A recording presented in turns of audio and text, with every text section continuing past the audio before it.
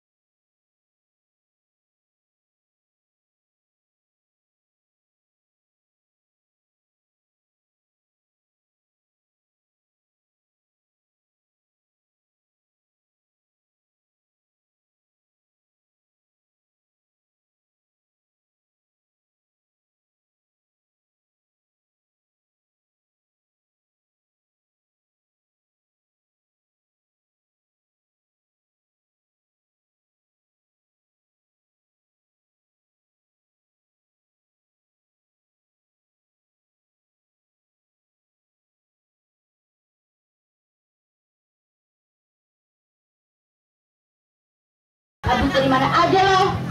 Habis ngaji ini. Sarap lo udah ketinggalan tahu.